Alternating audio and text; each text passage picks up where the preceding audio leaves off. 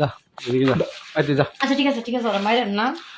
এইদিকে যা, দাঁড়া রে ভাই দাঁড়া, আর একটু চাপ ওইদিকে, চাপ চাপ ওইদিকে, চাপ এদিকে। আপনি যেটা মাইন্ড করছেন ওইটা না, একদম চাপ। ঠিক আছে মাইরেন না, ঠিক আছে শুনে আমার কথা শুনে। আচ্ছা ও কিছু বললেন না, যা বলার আছে আপনি আমাকে না, বলুন, ওকে কিছু বললেন না। ও এই করে কি জন্য ওই কয় টাকা দিয়েছ? সত্যি কথা কও। আমি এই যে ভাই আমি কোন টাকা পয়সা দিই না, আমি দুটো কথা কইতেছি ভাই।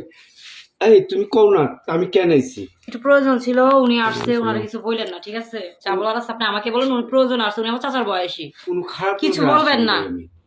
কিছু বললাম না, না কোনো কিছু বলার দরকার নাই। তোমার কথা যদি আমি শুনি আমার লাভ কি? আচ্ছা তুমি যাও যাও যাও যাও, এই জায়গায় বসো। বলেন। ও কি জন্য আসছিল? দরকার ছিল, ও কিসের জন্য আসছে সেটা ঠিক বলতে পারি না। দরকার ছিল, সত্যি কথা কও। সত্যি কথা বলতেছি, ওর দরকার ছিল, রুমে আসছে, তো এখন আপনি চলে আসছেন, আপনি ভুল বুঝতেছেন। একটা মানুষ রুমে আসা তুমি কি মনে করো? তুমি একা, তোমার রুমে তো আর কেউ নাই। আবার ওরে মারি বুড়ে মানুষ, ওর জন্য তোমার মায়া লাগে?